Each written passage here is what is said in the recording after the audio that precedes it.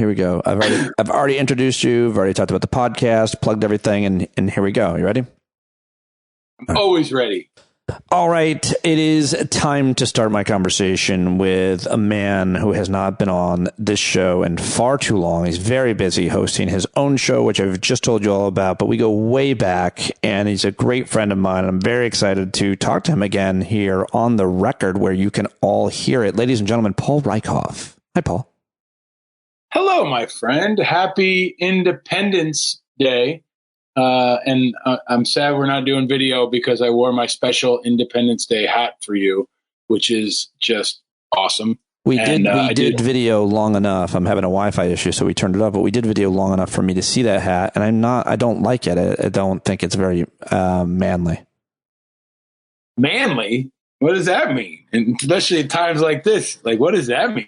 It means that I like a real man. You know, I'm really I'm into real men. Real Americans, too.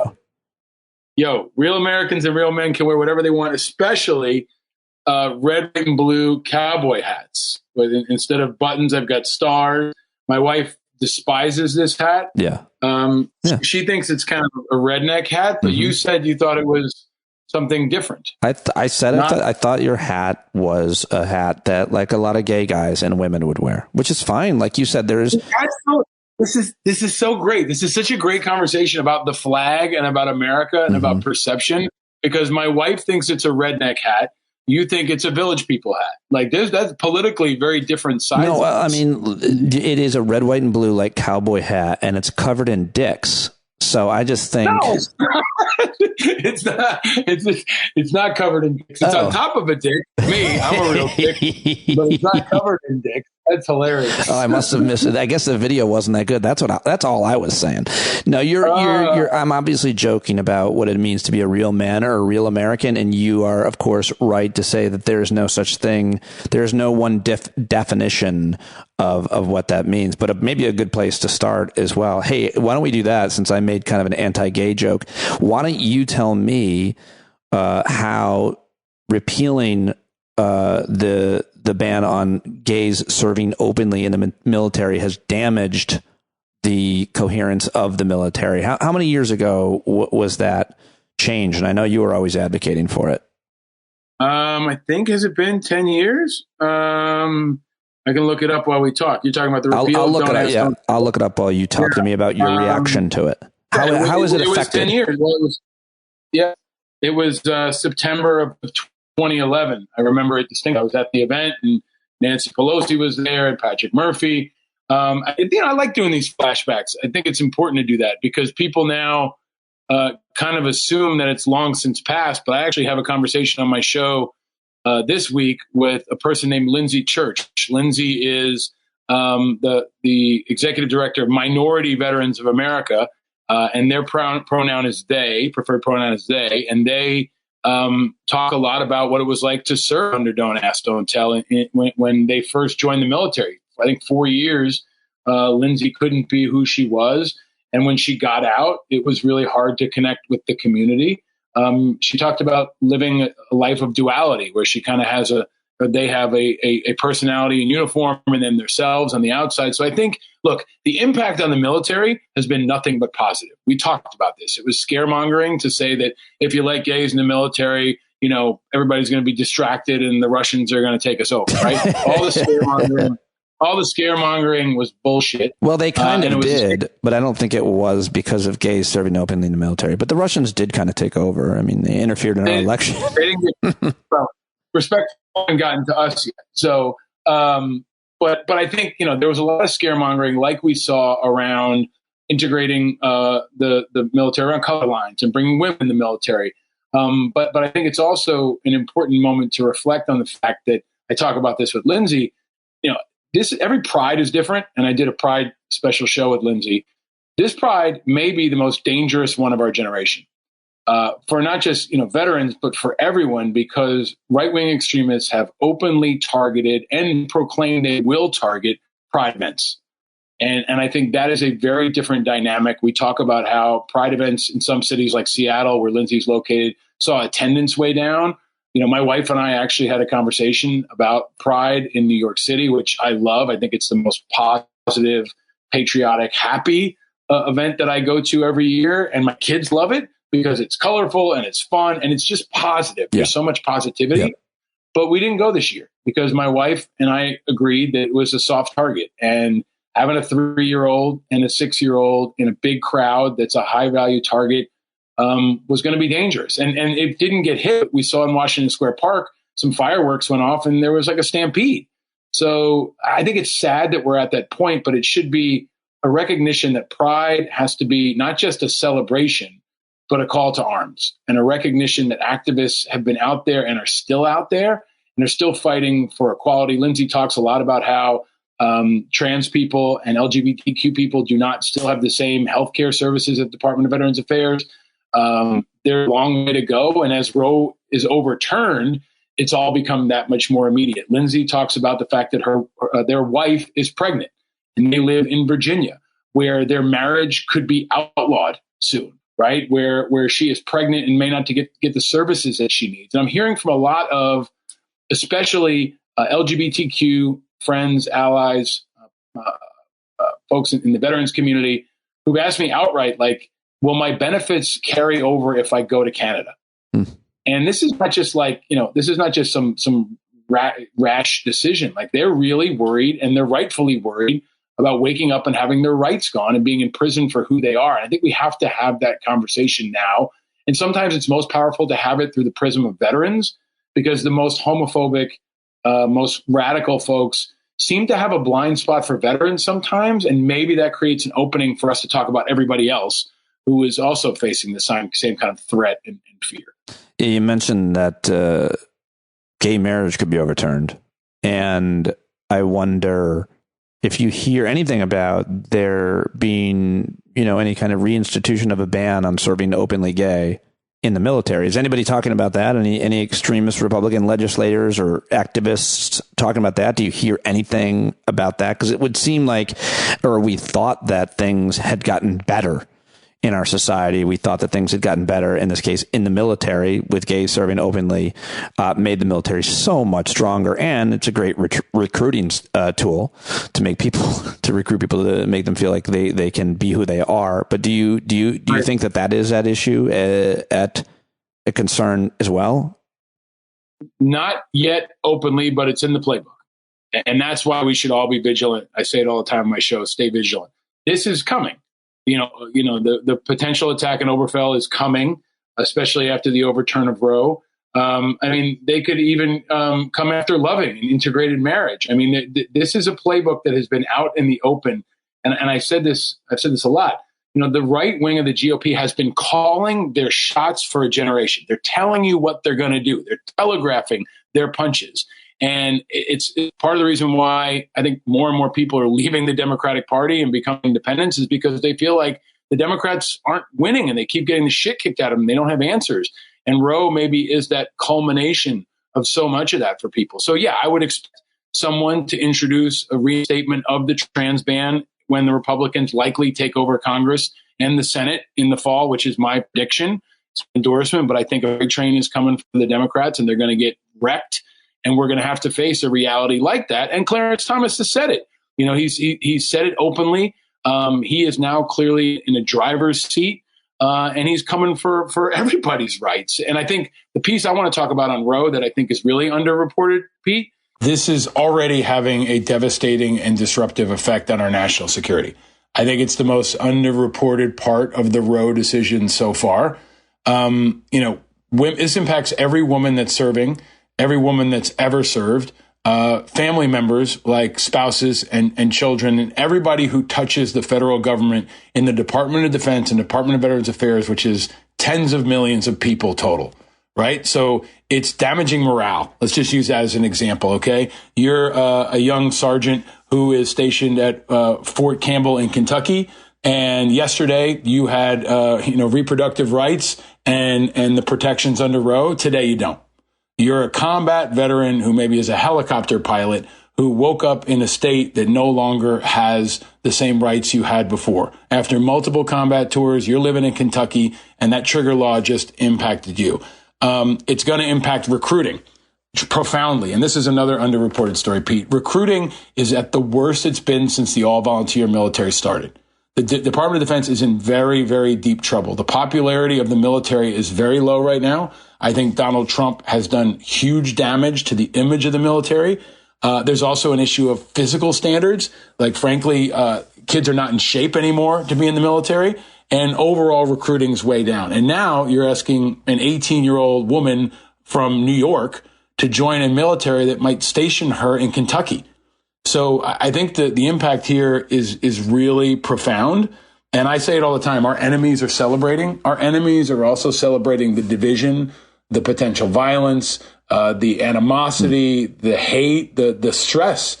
And right now, the Department of Defense yesterday was trying to figure out how to stop missiles from landing on Kyiv. Now they have to figure out how to totally reorganize their entire healthcare system because Roe got overturned. It's just a massive wrench in a really, really important system. So we're going to launch something called Operation Liberty in the next couple of days, maybe by the time this drops, with a couple other leading veterans, mostly women veterans out in front. I'm going to support this, but we're going to call for a number of immediate steps that must be taken by the President, Department of Defense, and the VA to protect our veterans and active duty service members right now. Because it's an immediate threat. It's happening. And it's bad, man. It's bad. And I don't think they understand how many cascading effects it has. Wow. I'm looking forward to hearing that. Did you get all and that? I'm yep, got it. Glad you're doing that. That's awesome. I want to change gears though and ask you about something else, which is, of course, in your lane, which is advocating for veterans' rights. What is the PACT Act? And what is the controversy around its delay? I'm confused. Well, this is kind of a fun one, but it's also history repeating itself.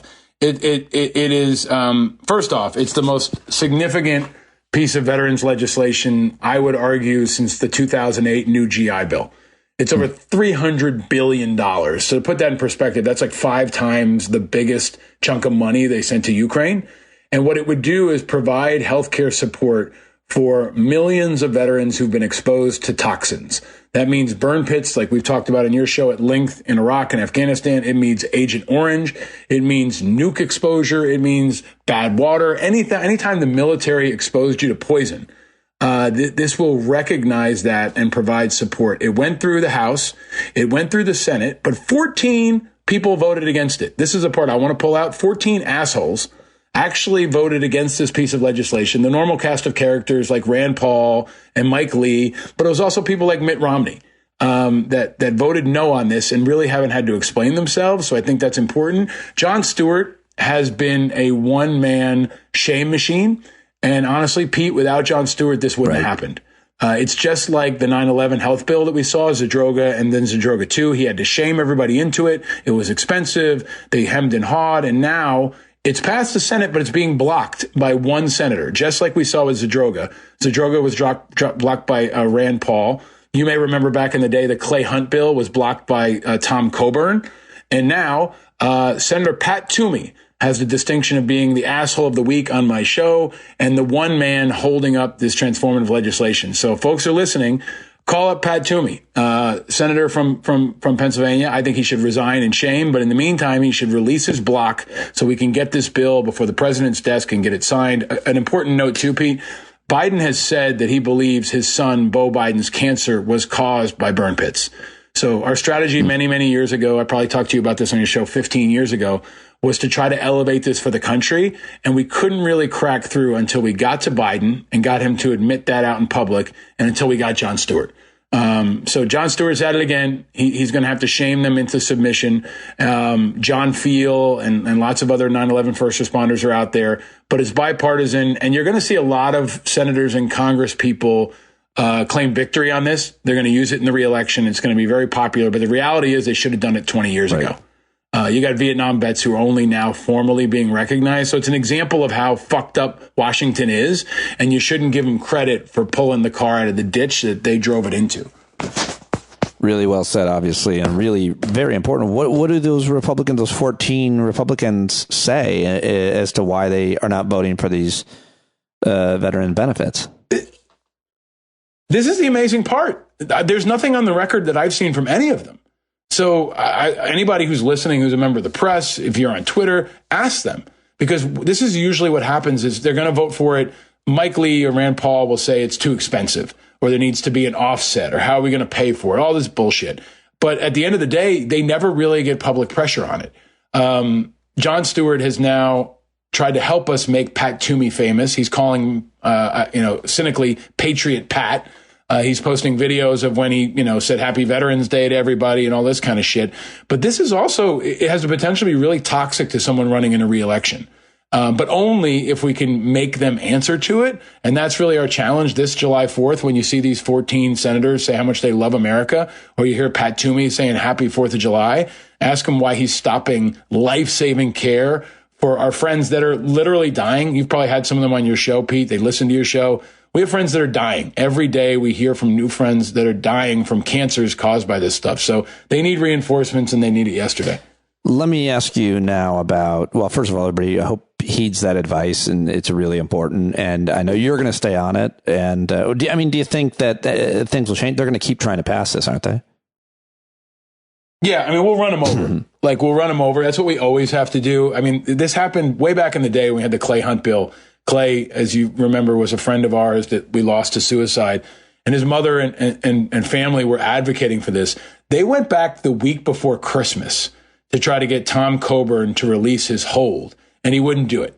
He looked his mother in the face and said he wasn't going to do it. And he passed away recently. And I said this was going to be his legacy, was that he was the asshole that stopped the veterans legislation. So we're going to get past him. We'll run past him.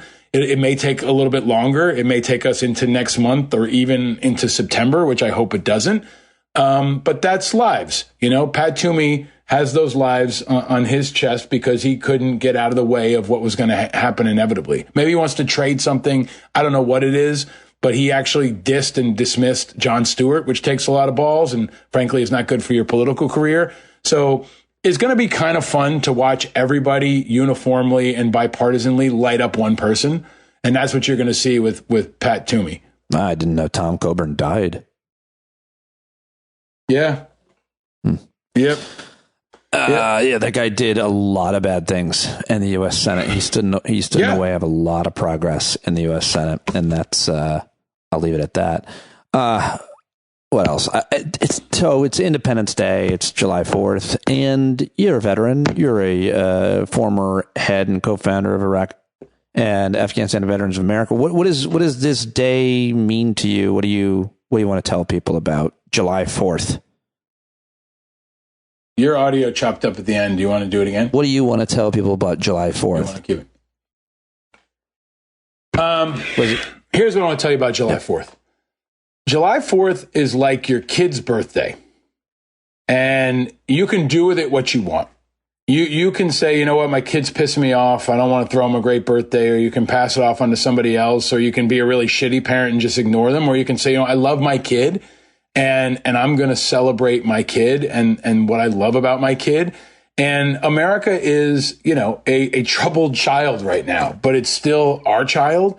And I think if we want it to get better, we have to celebrate what's great about it. And whatever it is to you, it could be something, a natural place you love, a park. It could be a person. It could be a sport. It could be a part of our culture. It could be a politician. But it's worth reclaiming the flag. I know a lot of people have told me they don't feel comfortable flying the flag anymore.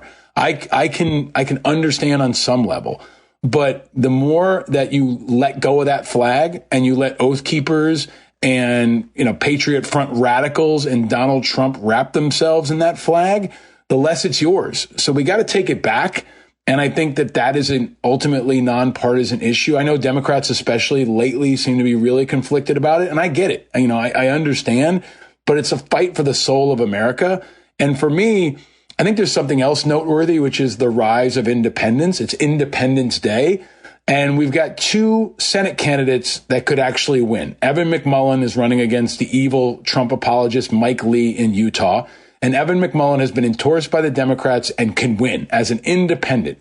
And now we just found out yesterday, John Wood is jumping in as an independent in Missouri to run against another evil Trump apologist who doesn't believe the election was real and wants to hunt rhinos, a guy named Eric Greitens, who has this sensational video. John Woods jumped in because he knows that you can't win as a Democrat in Missouri. I talked to Amy McGrath recently, and she said if her name was Jesus Christ in Kentucky as a Democrat, she couldn't win. That's the reality. So I think if we're going to appreciate the reality of this moment and we want to talk about independence, there are independent candidates who are viable, who are important, who can build bridges and are not spoilers. They can win. And I think that's a part of the story this Independence Day that I want folks to watch. And if you can, support. If you're a Democrat or a Republican, or if you're anybody who is not, shitty, you probably want to support anybody other than Eric Greitens and Mike Lee in Utah and in Missouri. And that's a place where we can make a difference. And it might mean the difference in holding the Senate, right? Ask yourself, I don't want to vote for an independent, but do you want a right-wing Trumper there? Because if you don't get the independent to win, that's what you're going to get. And another reason, by the way, to vote for vote for John Fetterman in Pennsylvania is Pat Toomey is one of the Republican senators who held up this bill that we were just talking about. Yeah, Fetterman's a good example. You and I talk about this a lot. I would love to see polling if Fetterman ran as an independent, right? If there was no Democrat or he ran and somehow was able to run as both, but he's very much a populist.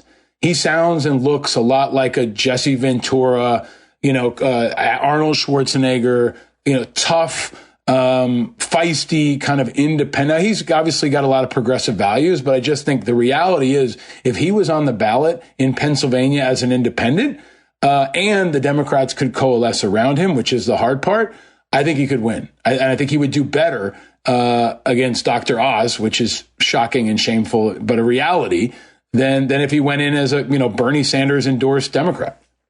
Well, we'll see about what happens in Pennsylvania. Let's move on to, what are you guys doing? Do you do anything? Do you have any traditions for the 4th? Do you like fireworks? We do. It's so funny. We drove by fireworks yesterday, and there's a sign that says Veterans Discount. And I'm like, oh, fucking great. Just what we need. Thanks. But it's there's always a Veterans Discount, ammunition, all this shit. I told my kids about fireworks. I'm like, look, we're not doing fireworks. I'm not going to have you blow your hand off with an M80 and do some dumb shit. When you get older, my kids are 6 and 3, but I'm not that dude in the backyard who lights off Roman candles. I just think it's fucking stupid and dangerous. But I get that some people do. We're going to go to a local town 4th of July fair and fireworks that's awesome up in the mountains.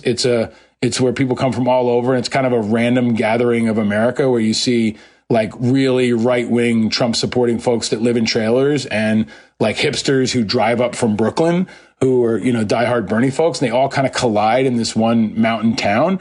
And it's fun. And so we're going to have fun. We're going to focus on family. We're going to be outside. I try to use it as a teachable moment for my kids and often for America. We'll have to talk more about the flag at some point. I think it is really interesting to hear you say, what the flag has become to people. That's when you're really in trouble. We'll come back to that at some other point. But let me ask you your thoughts, Paul, before I let you go on the war, the Russia's invasion in Ukraine, the U.S. role. You just saw NATO get approval to bring Finland and Sweden in, which is a really major development. You've been following this. People that have gone over there. You and I both talked to Matt Gallagher, and I just want to know what your thoughts are about how it's going there from a military strategy point of view, as well as how it's the United States and the coalition of countries across the world pretty much are doing together to support the Ukrainian military against the great Russian military. We've covered it on my show from the beginning. I've talked to a lot of people over there. I encourage folks to check out my conversations with folks, especially veterans who've been training, who've been serving, who are there. And I think maybe I'll summarize it this way. I was one of many people who predicted that Putin would invade, and that it would be bad and long and bloody, and that Ukraine could win. When everyone said Ukraine couldn't win, they'd get annihilated, there were a lot of things that I saw that made me believe that they could put up a fight. I will tell you now, I think they are on the verge of losing momentum. Russia has such a massive artillery and body resource availability, and a leader who does not play by our rules and does not give a shit. He's willing to send human waves into Ukraine to get what he wants. And I think it's a very precarious time for Ukraine, in part because America's losing attention. Every time Roe v. Wade happens, every time school shootings happen, there is the potential for Americans to lose their focus and lose their willingness to support inflation, the gas prices. So I think what we have to be wary of is, I think Putin's long game is to wait for the Republicans to win in Congress, to potentially have Trump as the nominee, maybe even as president, and to wait out the West until he can have a more favorable landscape, and Americans and the Senate stop sending support, stop sending money, stop sending weapons to Ukraine. Right. Last time on the Ukraine package, 11 U.S. senators voted no. If you got Eric Greitens and a bunch of other people in the Senate, that number might be 25. It might be 40. And I think that's Putin's long game. So we got to double down. This is the fight of our time. The Ukrainians are losing something like 100 people a day. The missile strikes are now hitting cities again.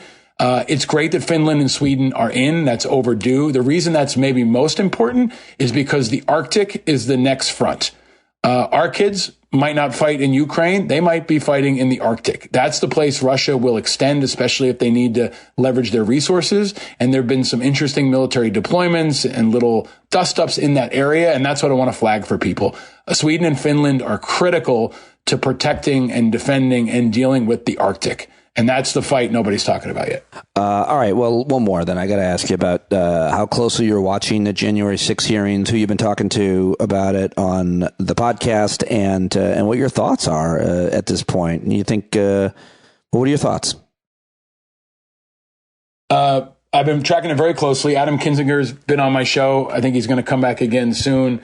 I think, this is a part of that fight for the soul of America. The most important thing for me is from this last round of hearings is that Trump is now alleged, and there's now pretty substantial documentation that he was okay with weapons in that landscape. He said, get rid of the mags. That is our commander in chief at the time, endangering every single law enforcement, Secret Service, military person that was standing on the gates in that moment. That, in my view, is reprehensible. It's criminal, and maybe the most damning. All of it is criminal. And I think maybe we're actually at a point now. Folks used to tell me I was crazy. Trump's never going to get arrested. He's never going to get charged criminally. I don't think America can ever be really back in good standing with the world until Trump does a perp walk, until he's wearing the bracelets, until he's behind bars. That's what I think should happen. Like you saw with Saddam. Like, we need to show the world that America may be stupid, we may be slow, but we're not failed to the point where we can't hold someone accountable who destroys our own country. So he is still, in my view, the biggest threat to our national security, and he's coming back. This is all part of the plan. I think he's going to get the nomination. I think we're in for a very disruptive, violent, and bloody time in this country, especially as we go toward the midterms, where Trump's not going away. So we got to go back to our values in our own little orbits. We got to try to be peaceful and kind and supportive. And we got to fight for the things we believe in. And maybe most of all, accountability for people who tried to overthrow our fucking government. That is the point that should transcend all of this. It's clear. And there needs to be accountability. That's really what this is all about. And I praise, Liz Cheney and others for standing on the wall, but we got to keep America's focus on this one too. Yeah. You got any big plans for the boys? We always talk a little bit about being dads, parenting. You got any big summer plans? You mentioned 4th of July. How are things going with what are they into lately? Have they eaten any toys? It's funny. I thought of you on Father's Day because you're one of my favorite dads. Aww. I think you've been kind of an inspiration for me. Father's Day was awesome. We went to a car show and we ate hamburgers and rode around and listened to music. And we have a playlist that includes stuff like the Ramones, and I played it on my show this week. The Fart song, the Fart Man song, they keep me laughing. They're funny. They're doing camp, doing a lot outdoor stuff, which is really, really awesome. And they're being kids, they're 3 and 6. And at the same time, I think, this is bringing it back to center. it's hard to talk to them about this shit. Like, my son will say to me, Daddy, are you working on something with Ukraine? And I tell him, like, yeah. And he understands what's happening, but I'm still trying to protect him from it. And I think it's a really hard time to be a parent. And maybe that's the most important and most American thing we can do this 4th of July is be good parents and be there for our kids and don't get in your own head. Understand that this is really hard for them. And if you're not a parent, like support people who are, because that is still the hardest job in 2022 in America is being a parent. And we got to raise good Americans, people who can be a part of the future and not a part of this dark period we're in and the even darker past. That's good advice. And it is a hard time to be a parent. I suppose it always is, but now it does seem that I think the uncertainty makes life hard, and it makes every role that you play hard, and including parenting. You're thinking constantly, we always think about the future. We try to stay in the present, maybe a little bit about the past, but when it comes to parenting, you can't help but think about your kid's future and the threats that, they're facing today. And so I like that. It's good advice. Good advice. Yeah. And my one thing too, it's important because I think people forget, my 3-year-old can get the shot now. Like my 3-year-old, just, he's 3.5. He's scared and he's worried. And this has been something he's been hearing about for a long time. This is like one of the most scary things in his entire life. And his brother's 6. He doesn't want to get a booster. He doesn't like needles. We can't underestimate how formative that is for them, how hard it is for them, and how that's just happening below the surface while we listen to, Trump throw ketchup on the wall. There's millions of 3-year-olds and 4-year-olds and 2-year-olds who are walking into a doctor for the scariest thing they've ever faced. And they're being brave and they're still doing what they can. And they are inspiring as hell. And I think that's what I look to. I have a lot of friends who don't have kids and they say, I'm glad to be around your kids because they give us hope. And when you're around this generation of kids, I mean, they are some bad motherfuckers in a good way. They're really awesome and they've been through a lot, but think about what they're going to be like when they get to the other side. I can imagine when your kid, gets older, he'll be eating giant metal toys. By the way, were you ever, it's really, he's on a this is a fucked up part. Like this is some of the things we just gave up on in the pandemic. He's, a little over 3. He's still got a pacifier and we fucking hate it. But like, I'm like, you know what? There are other things I'm going to fight about. Right. Like when he gets done with the pacifier, he's done with it. Like, I'm not going to fight this battle. I'm going to fight Putin and Trump, and the pacifier will have to wait. But there's plenty of stuff like that. He hasn't eaten a pacifier yet. We have seen a snake and a bear and lots of other stuff. And I actually had a conversation you might appreciate. I was talking to my kids about guns. And the best way for me to explain to them about safeties around guns is about snakes. I'm like, if you ever see a gun or you ever see a snake, leave it alone. Don't touch it. Don't pick it up. Don't go near it, and go get an adult immediately. And that's been helpful to me. So if you want to know how to talk to your little ones about guns, if you're having a hard time doing it, try snakes. Because snakes are pretty fucking clear and effective. Were you afraid? I love that. Were you afraid of getting a shot when you were little? You know what I was afraid of? I would take 10 shots before I'd want to take one throat culture, when they would stick that long Q-tip down my throat and gag me. I don't even understand how anybody was okay with that. Yeah. I wasn't afraid. I mean, this is kind of like real shit. I was afraid of like nuke attacks. Oh yeah. I was afraid of that. I grew up in the era. I was too. I grew up with the day after and war games and all that shit where I remember, there's a Foo Fighters song that Dave Grohl wrote that I think is really brilliant off the new album, Waiting on a War, where he talks about growing up in that time. And that's what I felt like. I remember being, the first time I was really scared was when I had a full understanding of what a nuke Holocaust would look like. And that was actually what I was most scared. I wasn't scared of needles. Dentists kind of sucked, but I was getting cavities a lot. I was maybe 7. I was young and I was aware and I was fucking terrified of growing up, in a nuclear wasteland. I was too. I was afraid of that too, but, and now they're afraid of school shootings, and rightfully so, even more rightfully so than. But are you saying that you're totally fine with the throat culture when they would jam that thing down your throat? I honestly don't even remember it. So I must have been fine with it. I knew a lot about ICBMs and right. I had this, I knew Russian aircraft, and I got way into it when I was young. But it was also easy when like Rambo was fighting the Russians and Red Dawn. Yeah. I grew up in Red Dawn, man. Like I was going to be Jed Eckert up in the mountains with my buddies, right? And now it's Ukraine is like real life Wolverines. So yeah, man, throw cultures all day long, man. And, I'm not worried about that. Everybody's going to make fun of me so hard, and I'm welcoming them to do it. Paul Rieckhoff, I always love talking to you. It's been way too long. I'm so glad that you're available today. I've been trying to reconnect with you for like 2 weeks now. You're always like, hey, can you talk after 11:30 at night? So I'm glad we got it done finally. Because my kids never sleep. You're a good my dad. My kids never sleep. But good man. I want to give you a shout out. There's a lot of fake patriots, a lot of people talking about patriots. You're a real patriot, and especially this July 4th, want to wish you a happy America's birthday. And thank you for being out there and holding the line, man. We appreciate you very much. You're something my friend Allison Jaslow says, and she says it sparingly. You're a great American, Pete. Oh, you're a great I love American. Allison Jaslow. So, all right, bud. It was great talking to you, and I will talk to you again soon. Thank you so much. I'll pick you a hat up at the fair. And I'll give it to one of my female friends.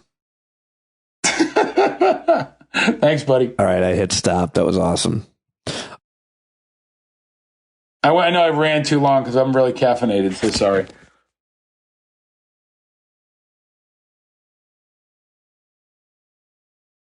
Yeah. Okay.